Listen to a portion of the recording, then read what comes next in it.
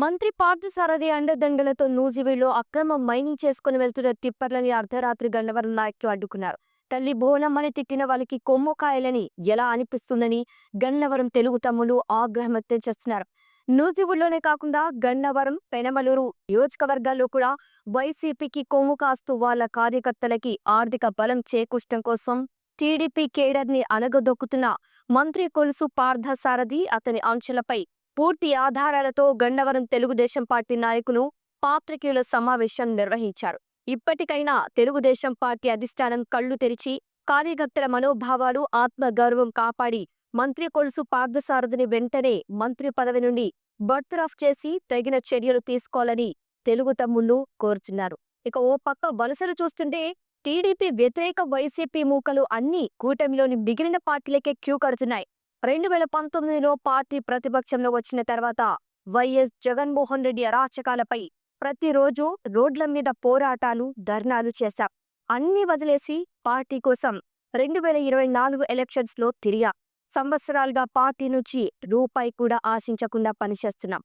లక్షలాది మంది కార్యకర్తల త్యాగాలతోనే మనం అధికారంలోకి వచ్చాం. ఇక 2024 ఎన్నికల్లో పూర్తిగా గెలిపించిన బాధ్యత కార్యకర్తలే. ఇది కార్యకర్తల విజయం. మా కార్యకర్తల త్యాగాలకు విలువ ఇవ్వండి అని తెలుగు తమ్ముళ్లు కోరుతున్నారు. తెలుగుదేశం అంటే చాలు ఏ కారణం లేకుండా వైసీపీ ప్రభుత్వంలో రాత్రికి రాత్రి తలుపులు పగలగొట్టి బెడ్రూంలోకి వచ్చి బట్టలు కూడా మార్చుకొనివ్వకుండా తీసుకువెళ్లి లోపలేసేవాళ్ళు. ఇప్పుడు వైసీపీ వాళ్ళని టీడీపీ వాళ్ళే కాపాడుతున్నారని పబ్లిక్లో టాక్ వినిపిస్తోంది. ఇక నాయకులు అండ లేకుండా పోలీసులు ఇలా ప్రవర్తిస్తున్నారని అనుకోవటం లేదు అని అప్పట్లో హైకోర్టులో జగన్ ప్రభుత్వాన్ని ఎందుకు అక్రమ అరెస్టులు చేస్తున్నారని అక్షింతలు వేసింది.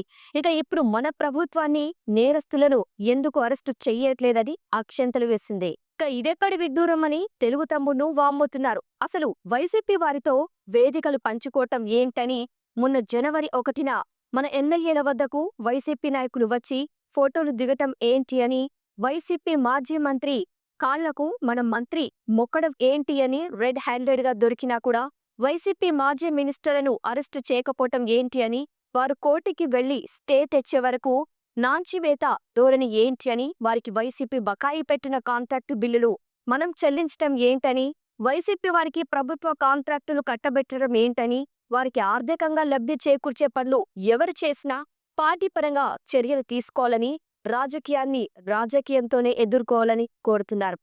కనీసం వైసీపీ అభ్యర్థుల్ని చేర్చుకొని టికెట్లు ఇచ్చిన నియోజకవర్గాల్లో అయినా సమీక్ష సమావేశాలు నిర్వహించండి.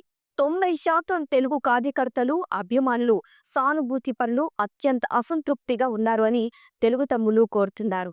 విమర్శలు వినిపిస్తున్నాయా?